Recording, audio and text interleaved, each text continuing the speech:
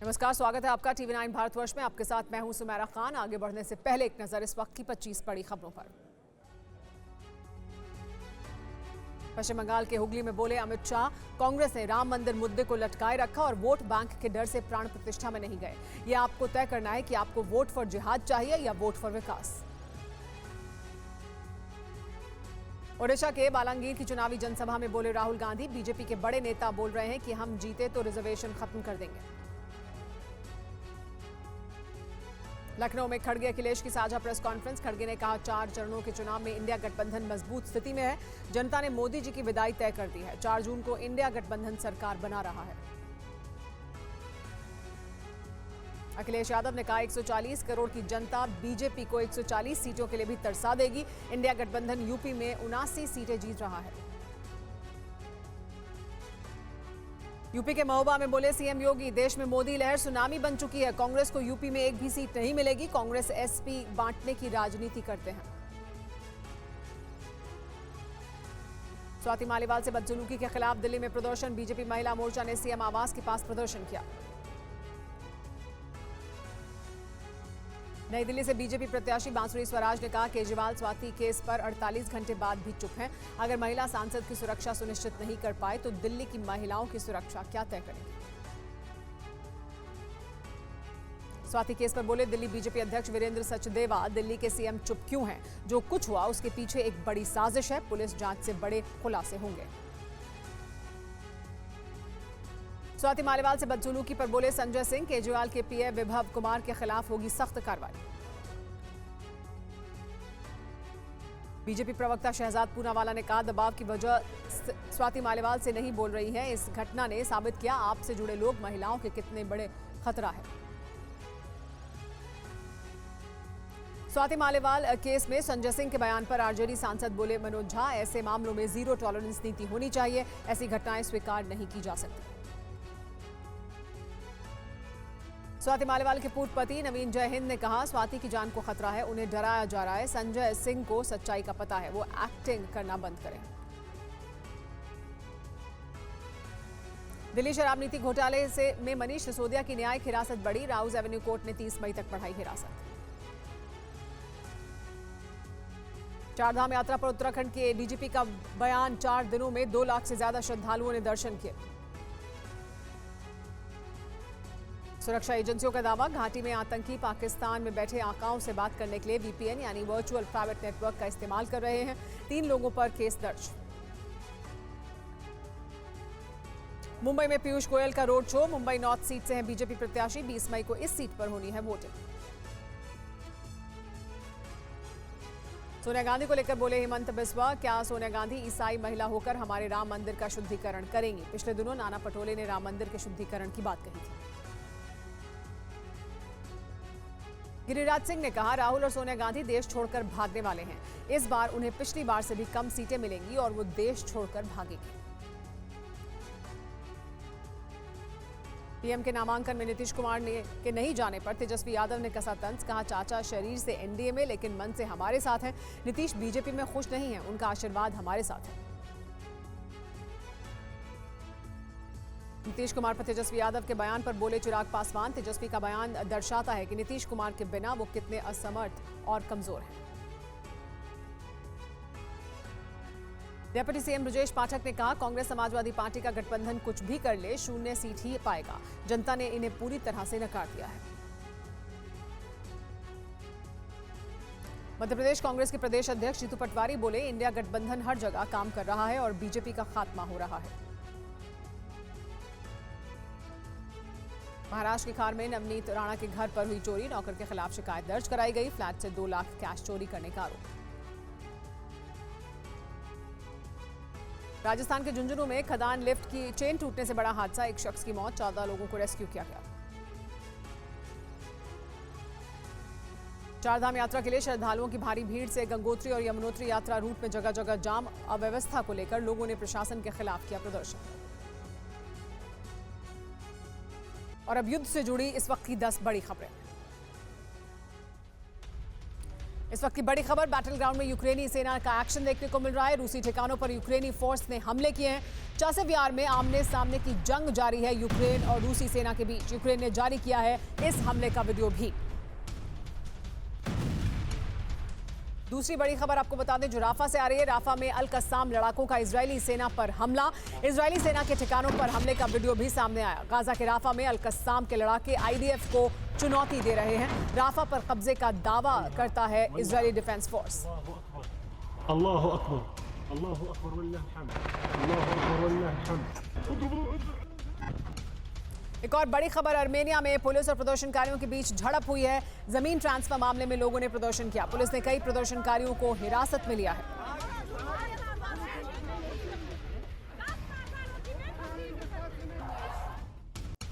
एक और बड़ी खबर, इजरायली सेना के सैन्य अड्डे में लगी आग। तल अवीव में होशोमर्ब सैन्य अड्डे पर भीषण आग लगी है। सैन्य अड्डे पर आग लगने से इजरायल को भारी नुकसान हुआ है।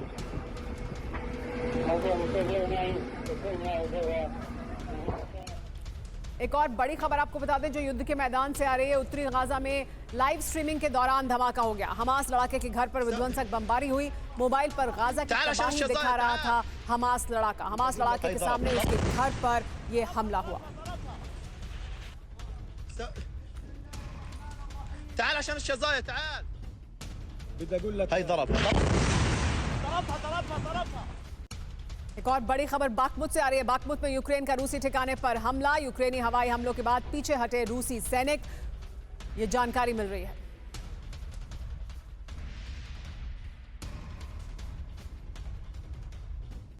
एक और बड़ी खबर अवदिव्का से। अवदिव्का में यूक्रेनी सेना का रूसी ठिकाने पर बड़ा हमला।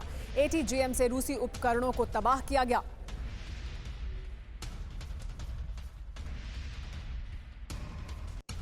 एक और बड़ी खबर, यूक्रेनी सेना ने ताबड़तोड़ मिसाइलों से हमला किया है। मोबाइल लॉन्चर से दुश्मन के ठिकानों पर अटैक किया गया। हमले में रूसी सैन्य ठिकाने पूरी तरह से तबाह हो गए।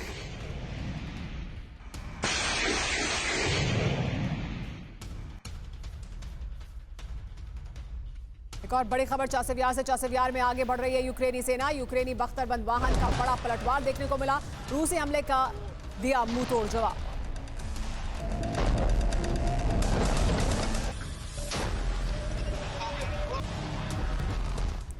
और इस वक्त की 10वीं बड़ी खबर युद्ध के मैदान से। राफा में हमास के अल कस्साम ब्रिगेड का बड़ा हमला। इजरायली सैनिकों और वाहनों को निशाना बनाया गया।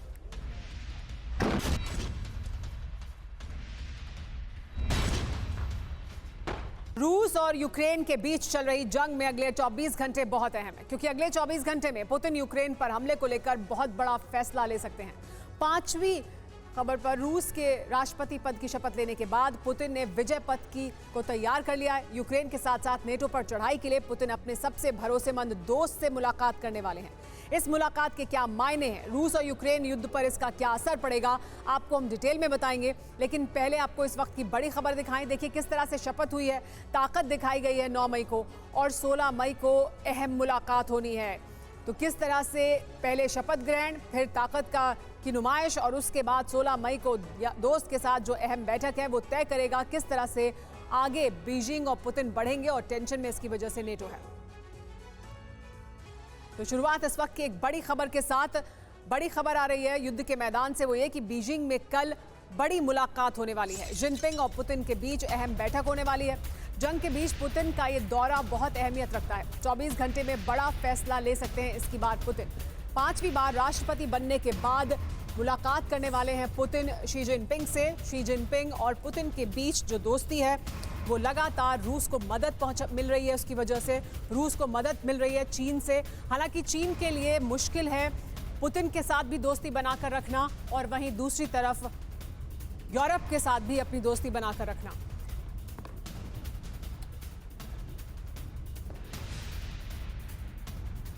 यूएस के 2 दुश्मन एक साथ बीजिंग में होने वाले हैं, तो क्या बड़ा फैसला होगा? 16 मई से 2 दिन के चीन दौरे पर होंगे पुतिन। 1 साल में दूसरी बार चीन का दौरा करने वाले हैं पुतिन। 5वें कार्यकाल में पहली विदेश यात्रा होगी पुतिन की। पुतिन जिनपिंग में कई मुद्दों पर चर्चा होनी है। यूएस में राष्ट्रपति चुनाव से ठीक पहले इस मुलाकात के कई मायने हैं। तो मुलाकात के मायने क्या हैं वो भी आइए आपको बता दें। यूएस को जवाब देने के विकल्प पर चर्चा की जा सकती है। यूक्रेन युद्ध को लेकर रूस की मदद भी संभव है, यानी चीन मदद करे रूस की। मिडिल ईस्ट को लेकर भी बात हो सकती है, नेटो आक्रामकता पर भी बातचीत हो सकती है दोनों के बीच। लेकिन चीन और रूस कितने पास हैं, ये सबसे बड़ा सवाल है। और इसका जवाब ये कि 2023 में व्यापार को लेकर $240 बिलियन का व्यापार दोनों के बीच किया गया है। 12 साल में 40 बार मिल चुके हैं पुतिन और जिनपिंग। तो एक तरफ बीजिंग में बड़ी मीटिंग की तैयारी चल रही है, तो दूसरी तरफ नेटो और यूरोपियन यूनियन ने विश्व युद्ध की सबसे बड़ी तैयारी तेज कर दी है, क्योंकि राष्ट्रपति पुतिन ने बीजिंग दौरे से पहले राष्ट्रीय सुरक्षा परिषद की पहली बैठक में महासंग्राम का राज्यादेश जारी कर दिया। अमेरिकी जनरल ने चेतावनी दी है कि यूरोप के पास वक्त बहुत कम है, रूस को कमजोर समझना सबसे बड़ी गलती होगी। नेटो के पास 32 देशों की सेना है, तो पुतिन ने भी 20 देशों की निजी फौज युद्ध के लिए तैयार कर दी है।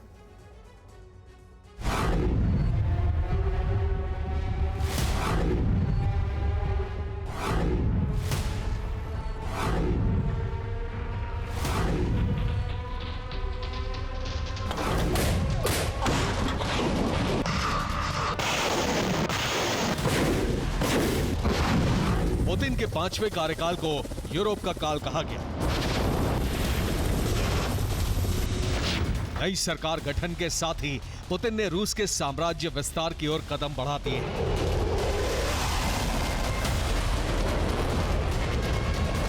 10-11 मई को पुतिन ने अपने न्यूक्लियर ब्रीफकेस का सार्वजनिक प्रदर्शन करके यूरोप को चिंता में डाल दिया।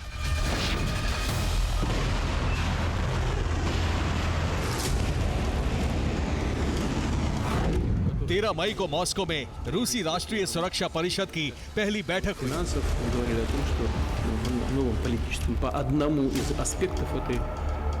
इस बैठक में रूस के रक्षा मंत्री, सुरक्षा परिषद के सदस्य, विदेश मंत्री सहित बाकी सदस्य वीडियो कॉन्फ्रेंसिंग के जरिए शामिल हुए और इसी बैठक में पुतिन ने न्यूक्लियर ब्रीफकेस के कोड नए रक्षा मंत्री को सौंप दिए।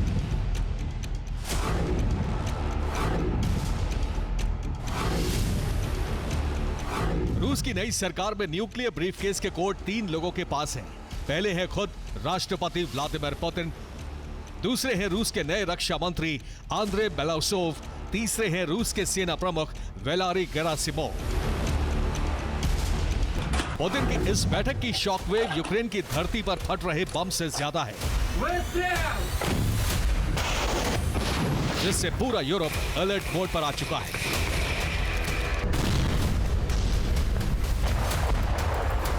पहली बैठक में ही पुतिन ने यूक्रेन पर बड़े हमले और रूसी सेना को तेजी से आगे बढ़ने के आदेश जारी कर दिए हैं।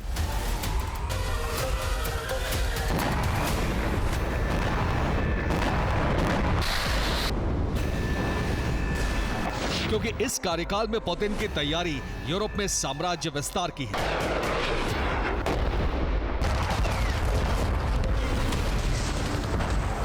इसके लिए पुतिन ने रूसी सेना को नए सिरे से तैयार करने और दुनिया के कई देशों से सैनिक भर्ती करने का अभियान तेज कर दिया है।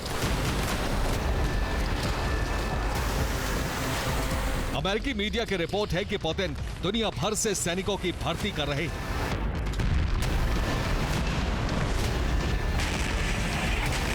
इस वक्त की बड़ी खबर, यूक्रेन के युद्ध में रूस का नया अस्त्र देखने को मिल रहा है। कामिकाज़ी यूएसवी ने खेरसोन में तबाही मचाई है और ये रूस का नया अस्त्र है जिसका वो इस्तेमाल कर रहा है युद्ध के मैदान में।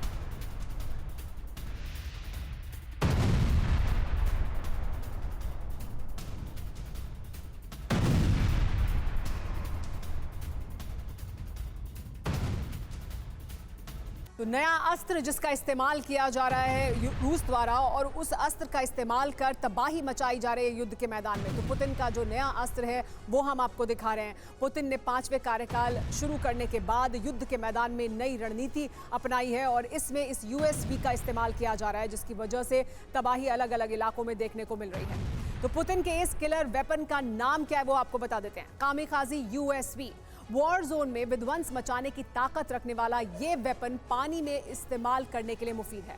250 किलोमीटर की रेंज है और 350 किलो वॉरहेड ले जाने में सक्षम है। टारगेट को 100% भेद देता है क्योंकि लक्ष्य सैटेलाइट निर्धारित होता है और ये गाइडेड प्रणाली से लैस होता है। पुतिन के हथियार तैयार हैं। अब यूक्रेन के नक्शे पर मौजूद खार्किव पुतिन के टारगेट पर है। बीते 100 घंटों से खार्किव प्रांत पर जबरदस्त हमले किए जा रहे हैं। दावा तो यहां तक किया जा रहा है कि खार्किव के करीब 224 वर्ग किलोमीटर के इलाके को रूसी सेना जीत चुकी है और अगले चंद दिनों में पूरे खार्किव पर पुतिन ब्रिगेड का कब्जा होगा। अब सवाल यह है कि कीव के बजाय पुतिन का फोकस खार्किव पर क्यों शिफ्ट हुआ है? आखिर क्यों खार्किव पर रूसी झंडा लहराने के लिए रूसी ब्रिगेड आमादा है? देखिए इस रिपोर्ट।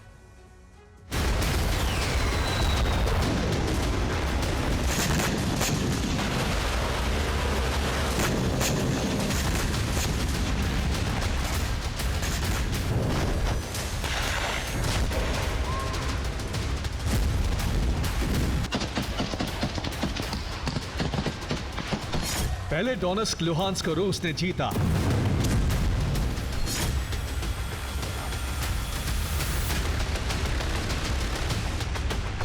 फिर अवदीव्का मारियोपोल में रूसी झंडा फहराया।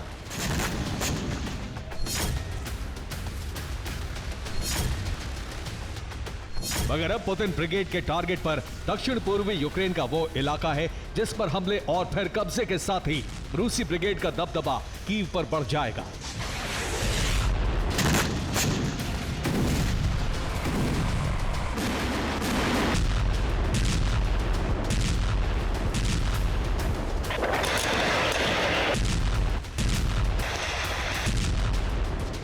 और मुमकिन है इसके साथ ही पुतिन धीरे धीरे पूरे यूक्रेन को अपने कंट्रोल में कर सकते हैं।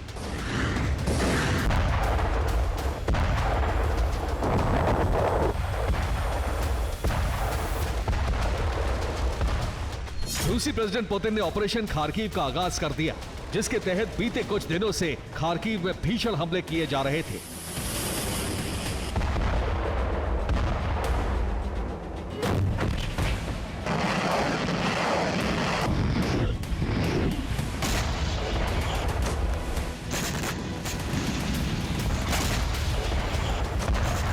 मगर 9 मई के बाद से यूक्रेन के खार्किव प्रांत में ऐसा बारूदी भूचाल आया जिसे देखकर हर कोई दहल उठा।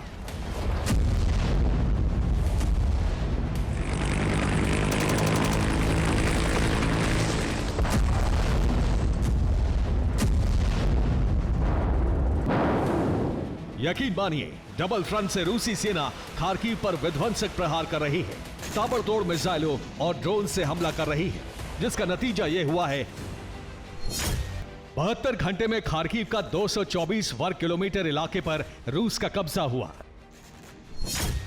बीते 24 घंटों में यूक्रेनी आर्म्ड फोर्स के करीब 2700 सैनिकों की मौत हुई। इतना ही नहीं, रूस ने खार्किव के अंदर 20 किलोमीटर का बफर जोन बनाया।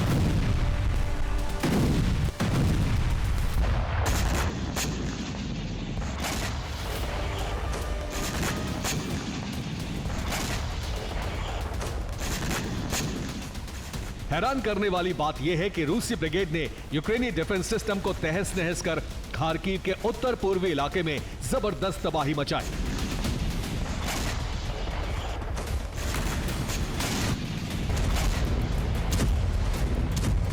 जानते हैं, अब तक खार्किव प्रांत पर रूस की तरफ से हमले ही किए जा रहे थे, मगर पहली बार पुतिन की सेना ने खार्किव के करीब 224 वर्ग किलोमीटर इलाके पर कब्जा कर लिया, या कहें उन्हें जीत लिया। आखिर कैसे, ये भी जान लीजिए। इस वक्त की बड़ी खबर, परमाणु टेंशन के बीच अमेरिका से बड़ी खबर आ रही है। अमेरिकी सेनेटर लिंडसे ग्राहम ने बड़ा बयान दिया है। परमाणु हमले से खत्म होगा गाजा युद्ध का। लिंडसे ने इजराइल को जरूरी बम दे अमेरिका, ये मांग भी उन्होंने सामने रखी। तो आपको बताते हैं कि दरअसल क्या कहा है। अमेरिकी सेनेटर ग्राहम लिंडसे ने कहा है कि हमने हिरोशिमा और नागासाकी पर 2 परमाणु बम गिराए। अस्तित्व की लड़ाई में अमेरिका का ऐसा करना ठीक फैसला था। युद्ध खत्म करने के लिए गाजा पर परमाणु हमले की इजराइल को इजाजत मिलनी चाहिए।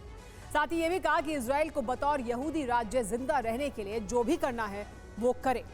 इजराइल को हर जरूरी बम मुहैया कराए जाने चाहिए, यानी अमेरिका को ऐसा करना चाहिए। ग्राहम लिंडसे सेनेटर हैं रिपब्लिकन पार्टी के, और ये मांग उन्होंने सामने रखी है। यूक्रेन के साथ मिडिल ईस्ट में भी तनाव है। इसके सेंटर में है राफा। राफा पर इजराइल के हमलों के बाद अरब के शक्ति समीकरण, अमेरिका की अरब विदेश नीति के समीकरण पूरी तरह उलट गए हैं। अब तक अमेरिका मिस्र और कतर के जरिए हमास और इजराइल की बातचीत कराता रहा है, लेकिन राफा पर हमले के बाद दोनों देशों ने समर्थन से हाथ खींचने के संकेत दे दिए हैं। मध्यस्थ देश इसलिए भी नाराज हैं कि इजराइल पर नरसंहार के आरोपों को भी अमेरिका नकार रहा है।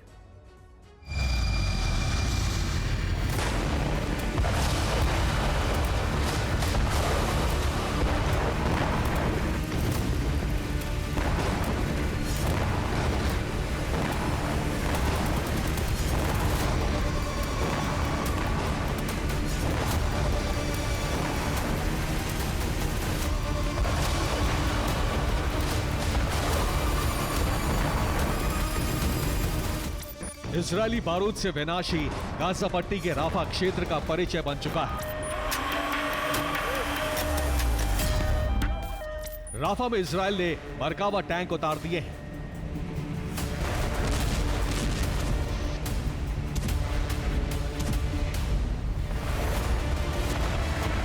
जगह जगह इजरायल और हमास के बीच जंग जारी है।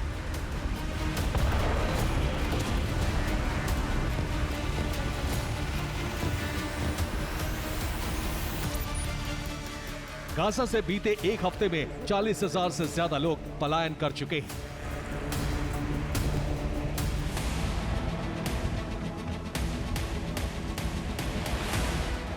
गाजा के भीतर जो लोग बचे हैं उन तक राहत सामग्री भी नहीं पहुंच पा रही है, क्योंकि इजरायली सेटलर्स यानी इजरायली लोगों ने गाजा के राफा और दूसरे हिस्सों में राहत सामग्री लेकर जा रहे ट्रकों में आग लगा दी।